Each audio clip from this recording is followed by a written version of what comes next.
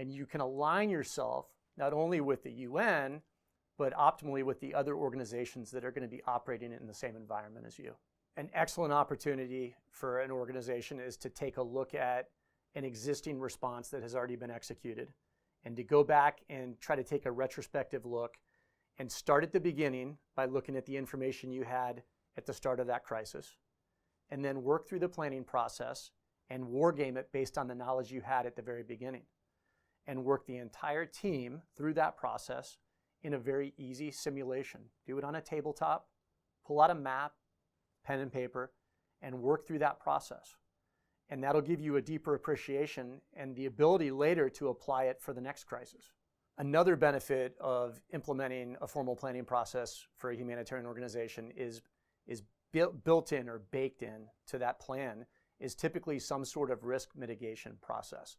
And again, by analyzing the risks, thinking about the actions you might take, thinking about the impact of those actions and potential reactions from the environment, that will inform both risk to people within your organization, whether it's a security risk, whether it's a risk of potential financial loss to your organization, or risk from a contextual perspective on the environment you're going to operate in. Do no harm. The actions you're going to potentially undertake, might those actually have an adverse effect on people in need versus helping them? So risk mitigation is a critical thing to consider, and you can actually put that right into the planning process that you create for your organization or pull in from another organization into yours that allows you to be smarter and more efficient and effective from a risk management perspective. From a military perspective, typically we talk about risk in two ways. We talk about the risk of an organization not being able to accomplish its mission. So that's the higher level one. If we've been told to go in and evacuate people out of harm's way, when we think about undertaking that mission, we think about we need to get those people and we need to move them from a place where they're in danger to what we call a safe haven, a place where they can be cared for and security is provided for them. They have food and water and shelter. The other risk that we think about is risk to our people within that military organization. Are the actions or activities they're going to undertake going to put them in harm's way? Might they get injured? Might they get killed?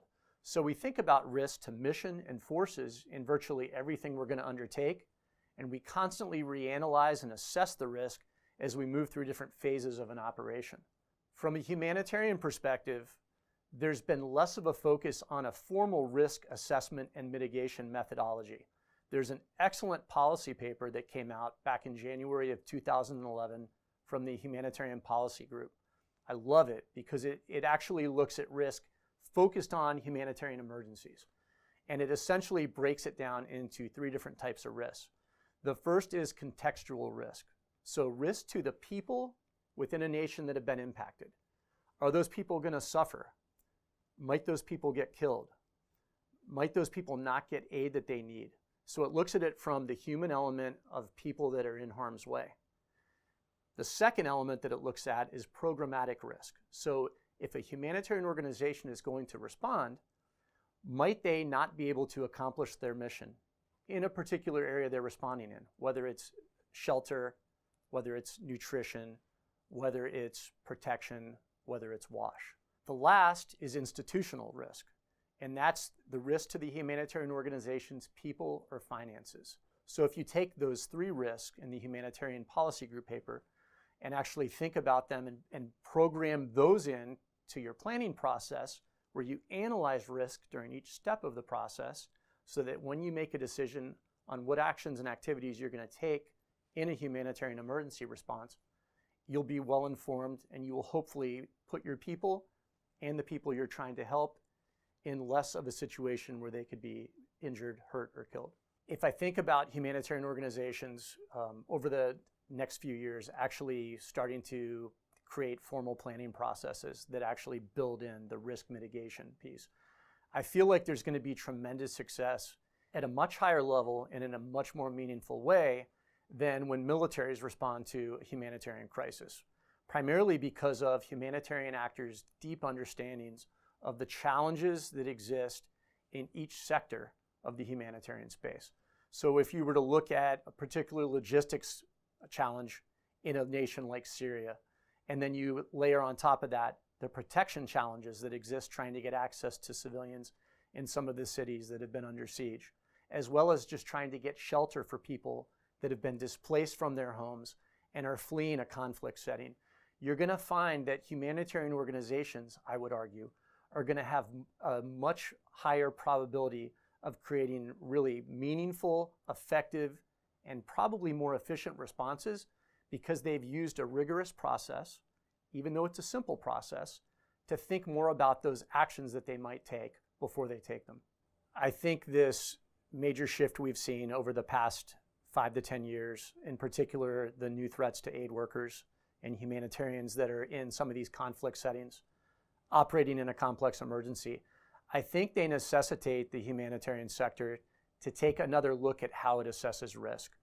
The simple way to do it is to take just any risk assessment framework that's out there and modify it for your particular organization you're operating in. But really, you're taking both a quantitative and a qualitative look. Trust me, it's not science, it's art. And you're going to examine the risk that your people are going to put themselves in, and you're also going to examine the risk that you are going to put an affected nation's people in, those vulnerable people that you're trying to help. It's going to let you ultimately make smarter, more effective, and more efficient decisions in how you're going to mobilize your resources and how you're going to employ your people in some of these really complex environments. The question I always get asked is, so what's the one thing I can do? I think the one thing you can do is think about, does the organization you work for have a formal planning process that's understood from leadership at the highest level all the way down to the newest person in an organization? And if it doesn't, because you're in this extraordinary program on humanitarian leadership, then perhaps you can be the person to institute and initiate a new planning process, a formal planning process. Keep it simple. Make sure it's predictable. Make sure it's repeatable. But institute it. And don't wait to try it out during the next humanitarian emergency. Run a small simulation where you bring the whole staff in and you practice it for a few hours. And then over time, people will become comfortable with it, and ultimately you could use it in the real world for a real crisis.